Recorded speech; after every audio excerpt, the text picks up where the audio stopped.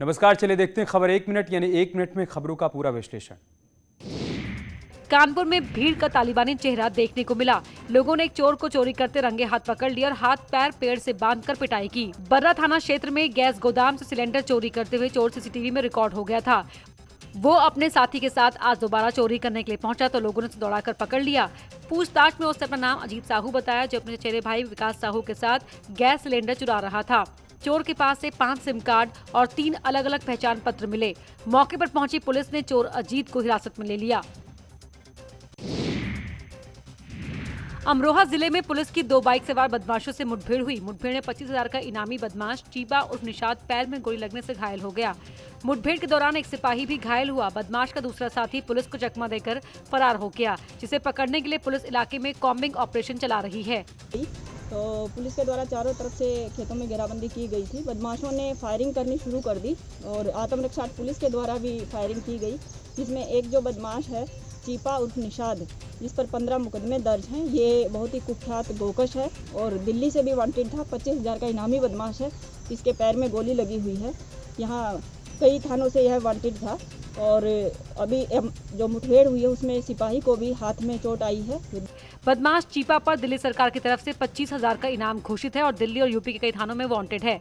रजबपुर इलाके मुखबिर की सूचना पर पुलिस ने घेराबंदी की तो चीपा ने फायरिंग कर दी। जवाबी कार्रवाई में उसे पुलिस की गोली लगी। नोएडा के थाना सेक्टर 20 में पुलिस ने एटीएम क्लोनिंग करके लोगों के खाते से पैसे निकालने वाले गैंग का खुलासा किया। पुलिस ने इस गैंग के 3 सदस्यों को गिरफ्तार किया है, जिसमें एक महिला और एक विदेशी भी शामिल है। इनके कब्जे से अलग अलग कंपनियों के 28 एटीएम कार्ड रीडर, कैमरा और एटीएम क्लोनिंग करने वाले उपकरण मिले हैं। एटीएम यूज़ करने वाले व्यक्तियों का डेटा वहाँ से ले लेते थे और डेटा लेने के बाद डेटा एंड पिन कोड, उसके बाद पुनः इस एटीएम को क्लोन करते थे, एटीएम दूसरा बनाते थे और बनाने के बाद क्लोन्ड एटीएम से उस पिन कोड के सहारे ये पैसा निकालते थे। तो इस प्रकार ये लोग इस फ्रॉडिज्म में शामिल थे। हम लोगों ने तीनों को अरेस्ट किया है। ये रिकवरीज हमारी है। ये लोग एटीएम में स्कैनर कैमरा डिवाइस लगा देते थे और एटीएम से पैसा निकालते समय लोगों के एटीएम को स्कैन करके उसका क्लोन तैयार कर लेते थे। उसके बाद ये लोग क्लोन एटीएम के जरिए खातों से पैसे निकाल लेते थे। पुलिस ने बताया कि गिरफ्तार विदेशी अभियुक्त रूसलेन बुल्गारिया से टूरिस्ट वीजा पर 2019 में भारत आया था। आगरा में पुलिस ने नकली मोबिल ऑयल बनाने की फैक्ट्री का भंडाफोड़ किया। इस मामले में पुलिस ने 11 लोगों को गिरफ्तार किया है। पुलिस के मुताबिक ये लोग फैक्ट्रियों से निकलने वाला खराब मोबिल ऑयल लेकर आते थे और इस फैक्ट्री में फिल्टर करके केमिकल मिलाकर असली मोबिल ऑयल बनाकर बेचा करते थे। नकली मोबाइल ऑयल कंपनी का पूरा उन्होंने डिस्कवर किया है। उसके वहाँ से मौके पर पुलिस ने गिरफ्तार किया 11 लोग का। वहाँ पे जो पूरा मटेरियल्स, जो नकली ऑयल है, जो जला हुआ मोबाइल ऑयल है, उसका साथ साथ उसका प्रोसेसिंग का इंस्ट्रूमेंट है, जो भी सामान है, वो सब रिकवरी के मशीन्स जो यूज़ होती है। दरअसल थाना एतनौदौला इलाके की पुलिस को एक मकान में मोबिल ऑयल बनाने की फैक्ट्री की जानकारी हुई। छापेमारी में पुलिस ने नामी कंपनियों का मौके से हजारों लीटर नकली मोबिल ऑयल बरामद किया है। पुलिस अब गैंग से जुड़े दूसरे लोगों की तलाश कर रही है। बागपत की बड़ौत में पुलिस ने कुख्यात बावरिया गैंग के शातिर बदमाश मनीष उर्फ याहू को गिरफ्तार किया। बदमाश की निशानदेही पर पुलिस ने 10 लाख रुपए की कीमत के सोने चांदी की ज्वेलरी जब्त की। पकड़े गए बदमाशों ने पश्चिमी यूपी के कई जिलों में डकैती और लूट की वारदात को अंजाम दिया था। पुलिस ने आरोपी को गिरफ्तार करते हुए जेल भेज दिया। फिलहाल पुलिस बदमाश के दूसरे अपराधों के बारे में पता कर रही है। बावरिया गैंग का गिरफ्तार बदमाश गाजियाबाद का रहने वाला है। ये एक बावरिया मनीष नाम का एक पकड़ा गया जो लोनी का रहने वाला है और इसके पास से काफ़ी मात्रा में सोने व चांदी के आभूषण मिले हैं और एक अद्धी बंदूक भी बरामद हुई है और ये पुलिस मुठभेड़ में पकड़ा गया है। इससे विस्तृत पूछताछ की जा रही है। अगले साल होने वाले विधानसभा चुनाव को लेकर बीएसपी अध्यक्ष मायावती ने बड़ा ऐलान किया। मायावती ने कहा कि बीएसपी किसी भी दल के साथ गठबंधन नहीं करेगी। ओवैसी की पार्टी के साथ गठबंधन की खबर को पूरी तरीके से गलत बताया। मायावती ने ट्वीट करके लिखा कि मीडिया के एक न्यूज चैनल में कल से खबर प्रसारित की जा रही है कि यूपी में आगामी विधानसभा चुनाव ओवैसी की पार्टी व बीएसपी मिलकर लड़ेगी। ये खबर पूर्णतः गलत, भ्रामक व तथ्यहीन है। इसमें रत्ती भर भी सच्चाई नहीं है तथा बीएसपी इसका जोरदार खंडन करती है। इस संबंध में पार्टी द्वारा फिर से यह स्पष्ट किया जाता है कि पंजाब को छोड़कर यूपी व उत्तराखंड प्रदेश में अगले वर्ष के प्रारंभ में होने वाला विधानसभा चुनाव या आम चुनाव बीएसपी किसी भी पार्टी के साथ कोई भी गठबंधन करके नहीं लड़ेगी, अर्थात अकेले ही लड़ेगी। तो भाई किसने आग लगाई है ये वो देखा जाए। हम तो नहीं कहे, हम तो अपने काम में मसरूफ हैं, हमको तो पता भी नहीं है। हमारे तरफ से ना हम उसको बोले हैं, ना हमको मालूम है ये क्या हो रहा है। तो जो पार्टी अपना फैसला ले सकती है वो अपना फैसला, हम भी अपना फैसला लेंगे। अयोध्या में एयरपोर्ट के जमीन अधिग्रहण मामले में समाजवादी पार्टी के नेता पवन पांडे ने जिला प्रशासन पर गंभीर आरोप लगाए हैं। पवन पांडे ने आज धर्मपुर के किसानों के साथ प्रेस कॉन्फ्रेंस करके आरोप लगाया कि जिला प्रशासन गुंडाई के बल पर किसानों का जमीन अधिग्रहण कर रहा है, साथ ही किसानों को उचित मुआवजा नहीं मिल पा रहा।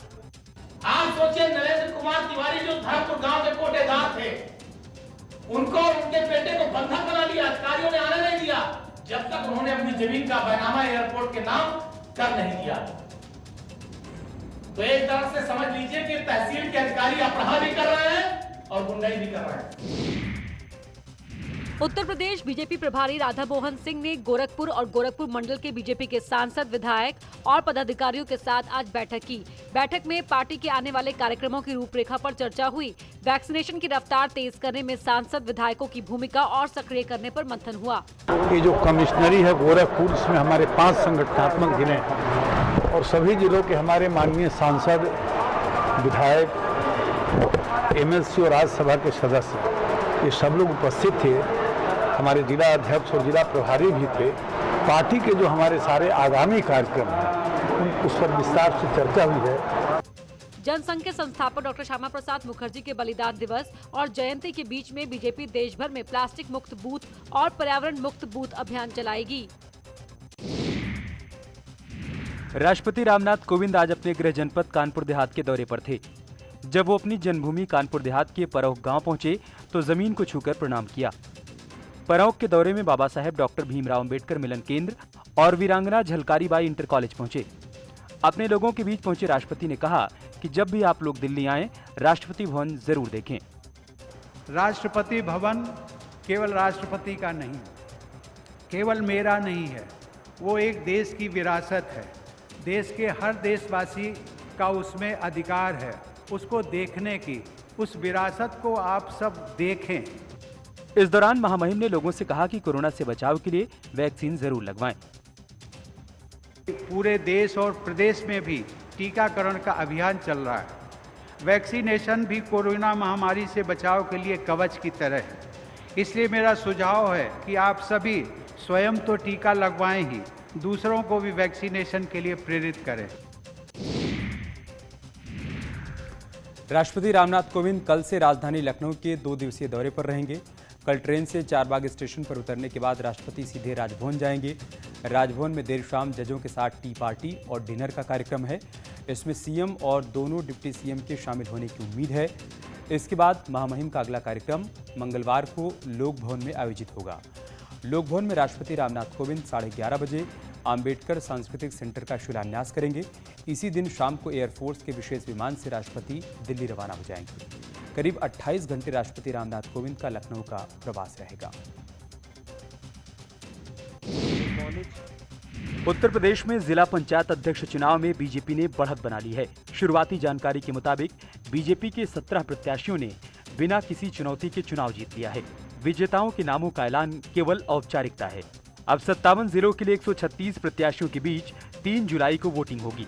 बीजेपी प्रत्याशियों की मिली जीत के बाद जश्न की तस्वीरें भी सामने आई हैं। निर्विरोध जीतने वाले उम्मीदवारों और उनके समर्थकों ने नाच गाकर जीत का जश्न मनाया। बीजेपी उम्मीदवारों में गोरखपुर से साधना सिंह, अमरोहा से ललित तंवर, झांसी से पवन गौतम, गोंडा से घनश्याम मिश्रा, गाजियाबाद से ममता त्यागी, बलरामपुर से आरती तिवारी, आगरा से मंजू भदौरिया, मुरादाबाद से शेफाली सिंह, मऊ से मनोज राय, ललितपुर से कैलाश नारायण, मेरठ से गौरव चौधरी, बुलंदशहर से डॉक्टर अंतुल तेवतिया, गौतम बुद्ध नगर से अमित चौधरी, चित्रकूट से अशोक जाटव, श्रावस्ती से दद्दन मिश्रा और बांदा से सुनील पटेल निर्विरोध निर्वाचित हो गए हैं। जिला पंचायत अध्यक्ष के चुनाव को लेकर समाजवादी पार्टी और कांग्रेस ने आरोप लगाया है कि प्रदेश सरकार ने सरकारी मशीनरी का दुरुपयोग किया। एसपी ने चुनाव आयोग पर भी सवाल उठाए। इस पूरी प्रक्रिया से चुनावी प्रक्रिया जो है, लोकतांत्रिक प्रक्रिया जो है, उस पर ही प्रश्न चिन्ह लग गया। क्या प्रासंगिकता है चुनाव आयोग की? उसकी ज़रूरत क्या रह जाएगी जब मनमर्जी से उम्मीदवारों को जिताना हराना है, जब डीएम एसपी ही सब कुछ को करना है, तो चुनाव आयोग की पूरी प्रासंगिकता क्या रह जाएगी? भारतीय जनता पार्टी ने जिस तरीके से डीएम और एसपी और प्रशासन की मदद से और उनके लाठी तंत्र की मदद से निर्विरोध जिला पंचायत अध्यक्ष बनाए हैं, वो जनता के प्रति जवाबदेह होंगे क्या? मैं भारतीय जनता पार्टी से पूछना चाहता हूँ। यूपी के मंत्री मोहसिन रजा ने कहा है कि एसपी को प्रत्याशी नहीं मिल रहे हैं, इसलिए ऐसे आरोप लगाए जा रहे हैं। इसलिए अब इन्हें प्रत्याशी नहीं मिल रहे हैं। जब प्रत्याशी नहीं मिल रहे हैं तो जाहिर सी बात है, आरोप लगाना तो उनका काम है। आरोप नहीं लगाएंगे तो फिर उनकी पार्टी का अस्तित्व ही नहीं रह जाएगा। तो इसलिए इस तरह की बातें करके अपने लोगों को ये बताना, और कल उन्होंने जिस तरह का खुद एक कार्रवाई की है अखिलेश यादव जी ने, वो देवरिया जिले में कल जिला पंचायत अध्यक्ष के नामांकन के दौरान बवाल करने के मामले में पुलिस ने आज कार्रवाई की। सदर कोतवाली में एसपी की पूर्व विधायक गजाला लारी, जिला अध्यक्ष दिलीप यादव समेत 100 से ज्यादा अज्ञात एसपी कार्यकर्ताओं पर केस दर्ज किया गया। एफआईआर में पुलिस पर हमला, कलेक्ट्रेट गेट तोड़ने की कोशिश, सरकारी काम में बाधा डालने का आरोप लगाया गया। 100-150 कार्यकर्ता आकर गेट पर अंदर जाने का प्रयास करने लगे, जिस पर पुलिस बल को उन्हें पुलिस बल द्वारा रोकने का प्रयास किया। इस पर वह लोग आक्रामक हो गए और नारेबाजी करने लगे। पुलिस ने उन कार्यकर्ताओं को समझाने का प्रयास किया कि लॉकडाउन में उनका इकट्ठा होना विधि विरुद्ध है। इस पर जब वे नहीं माने और नारेबाजी करने लगे तथा वहां अराजकता का माहौल पैदा करने का प्रयास किया, पुलिस बल ने उनको दौड़ाकर वहां से भगा दिया। इस संबंध में सरकारी कार्य में जो बाधा डाली गई है, विधिक कार्रवाई कराई जा रही है। कलेक्ट्रेट गेट पर एसपी नेताओं और कार्यकर्ताओं ने कल उस समय हंगामा किया था जब बीजेपी के कई नेता और मंत्री जिला पंचायत अध्यक्ष प्रत्याशी का नामांकन के लिए कलेक्ट्रेट परिसर के अंदर गए थे।